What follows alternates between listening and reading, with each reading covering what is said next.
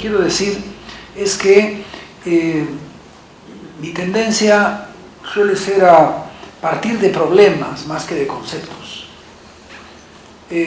¿Por qué? Porque creo que son los problemas los que permiten enfocarlos en grupo, multidisciplinariamente, y por lo tanto detectar ángulos, ¿no? Que no siempre percibimos desde nuestras especialidades particulares. Por eso, cuando estaba preparando esta presentación, dije, bueno, ¿y a qué problema responde esta reunión y este tipo de inquietud conceptual y esta búsqueda, ¿no? Esta búsqueda en donde ya sabemos que Cristina es así una abanderada y activista, ¿no? Muy importante en el tema en nuestra América Latina, por lo menos. Sin duda, no quiero hacer una lista detallada de asuntos para los cuales esta discusión es relevante, porque los estamos mencionando a cada rato en cualquier conversación, pero creo que es bueno, por lo menos para mí, hacer el ejercicio de para qué sirve esta discusión conceptual. A manera de muestra exclusivamente, ¿no es cierto? Preocupación por el destino común como planeta, por supuesto, estamos a fondo con un asunto que convoca a este tipo de conceptos, a este tipo de discusión sobre lo común, sobre los bienes comunes, sobre el bien común, etc. Preocupación por comunidades nativas, indígenas, ante problemas de recursos culturales, etc. Otro asunto concreto, ¿no es cierto?, que nos toca y que ahora ha añadido 4 asesinados en nuestro país, ¿no? en la floresta amazónica. Estados débiles y, lo recordaba Cristina antes, y por lo tanto la sensación de mucha gente y de muchos países y hasta de gobiernos de que hay otros que toman decisiones por uno, que uno no está, el movimiento de los indignados, digamos, como expresión de reclamo, de quién ha decidido esto que está sucediendo y por qué, etcétera. Múltiples expresiones de desamparo, de exclusión social, que atribuimos parcialmente por lo menos al individualismo. La privatización como poder y como peligro de exclusión, bienes básicos como agua, la concentración de tierras en América Latina, en África, en fin, dejo ahí los asuntos que, entre otros, ¿no es cierto?, que justifican una mirada conceptual distinta a la usual, para ver si acertamos en propuestas y en discusiones. A la vez, el tema de lo común, de lo comunal, de lo comunitario, es materia de sospecha y sigue siéndolo, y hay que tomarlo en cuenta. Tenemos conflictos entre comunidades, cruelísimos. Francis Stuart ha acuñado y ha impulsado investigaciones sobre conflictos horizontales, la violencia horizontal, que es entre comunidades, o sea que hay que tomar en cuenta para no caer en un romanticismo de lo comunal, un romanticismo de lo común, como que, digamos, ese es el lado bueno de la película y el individuo es el lado malo. Identidades como factor de afirmación, urgentes e importantes, necesarias y simultáneamente también de conflicto, racismo, apartheid, barrios peligrosos. O sea, no solo hay common goods, ¿no es cierto?, también hay common bads. Entonces hay que estar atentos, hay que estar alertas. Son las situaciones concretas las que, digamos, deben llevar a valorizar o a condenar lo común, según, digamos, de lo que se trate. Luego las relaciones comunitarias muchas veces son verticales y opresivas, como nos lo han recordado para la comunidad familiar, por ejemplo, las feministas y porque uno lee a veces la idealización de lo común como democrático, como horizontal, como participativo, o sea, se le atribuyen todas las virtudes y para aislarlo de todos los defectos que se le atribuyen a aquello con lo que uno compite. Creo que eso es grave, eso es poco saludable. Hay algunas notas generales, sin embargo, en lo común que son llamativas y que constituyen en parte un criterio de denuncia y de crítica a realidades que vemos y en parte también un horizonte utópico que también es útil mantenerlo en cuenta, ¿no? Cuando uno lee sobre lo común, el bien común, por ejemplo, está asociado a un término, ¿no es cierto? Todos y todas, por supuesto, ¿no? Lo cual no es poco. Recordar que ¿no? Tanto en destino como en tarea. No entro a las citas y a los detalles para no usar el tiempo.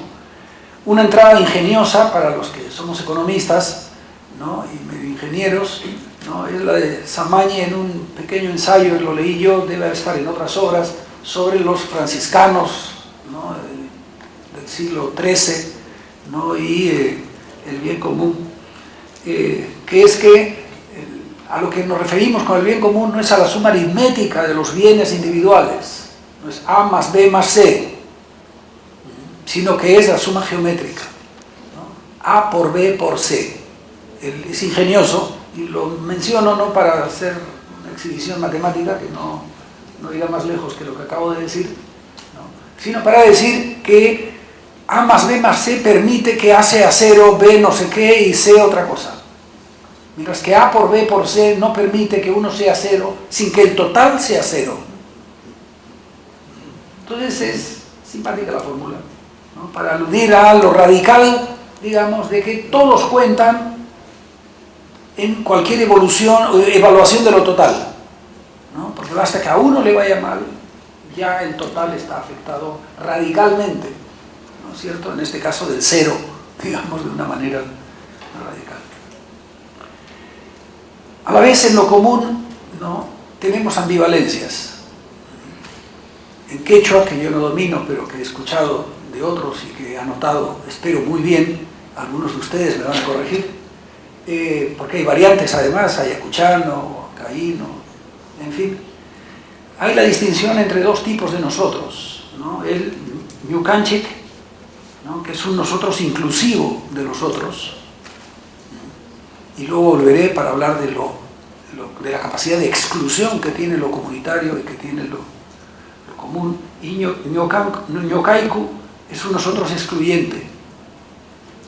O sea que incluso en el nosotros, en el común que podemos llamar nosotros, las culturas han especificado, digamos, que eso común no incluye siempre a todos, ¿no? ¿Por qué? Porque, claro, lo común es lo común a un grupo y por lo tanto hay excluidos, ¿no? Normalmente porque están en otro grupo.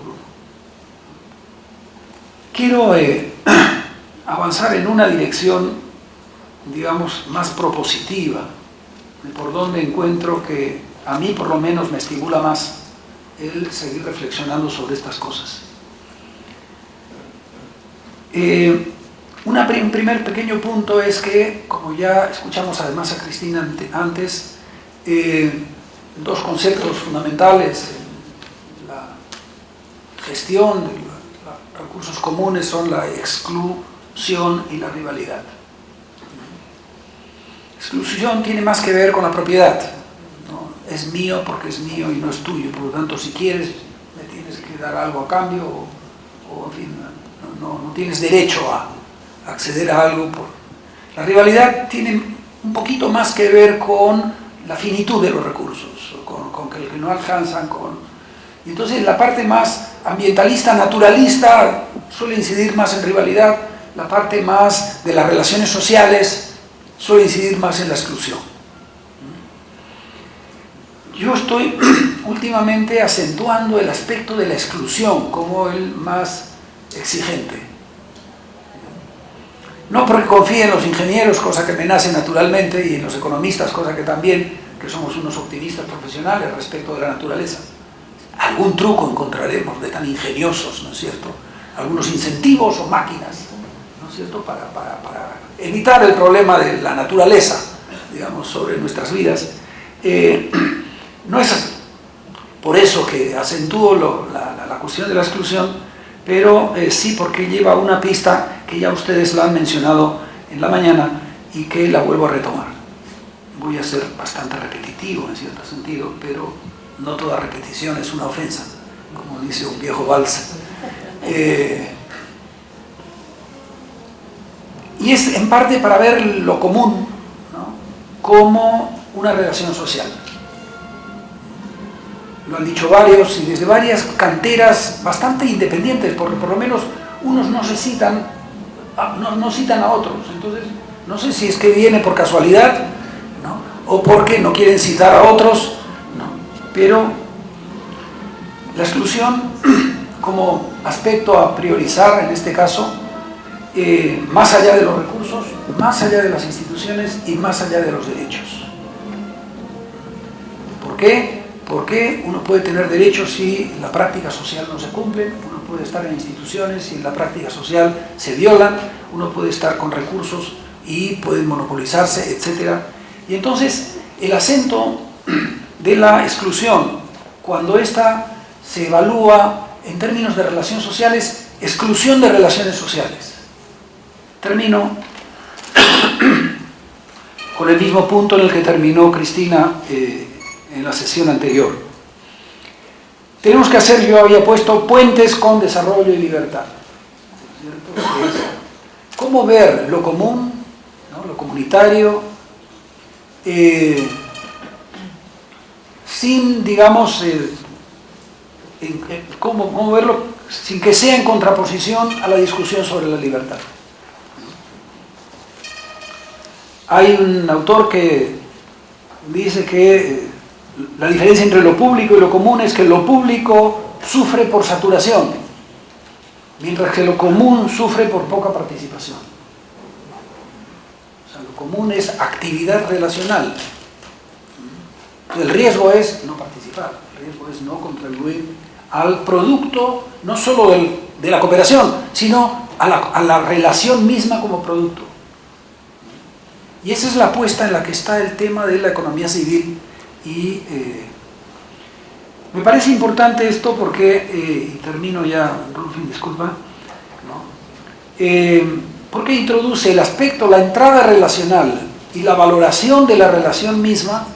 Creo que es una dimensión de la vida fundamental. Y luego entran ahí el don, la gratuidad y cantidad de otros conceptos que son muy importantes en esta perspectiva, ¿no?, sino introduce para mí la responsabilidad moral. En toda especificación de relaciones humanas casi es inevitable que se establezca responsabilidades. Y entonces, en este caso, no solo comunes, sino individuales.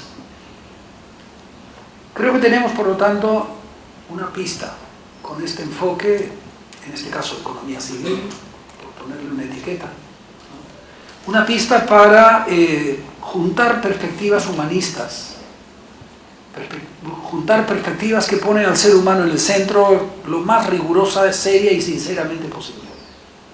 Porque no hay una sola entrada, ¿no? La entrada liberal es una entrada, la entrada comunitarista es otra entrada, y no pueden contraponerse, como que los buenos están en un lado y los malos están en el otro. El desarrollo humano ocurre en las tres columnas que están ahí especificadas. ¿Por qué? Porque debemos tener intereses, debemos tener actitud de servicio, debemos tener reciprocidades, ¿no? En conjunto somos, digamos, así humanos. Quería plantear eso como pista entonces para juntar perspectivas humanistas diversas, ¿no?, y enriquecerlas mutuamente en el diálogo entre ellas. Y eso era lo que quería compartir y conversar luego. Gracias.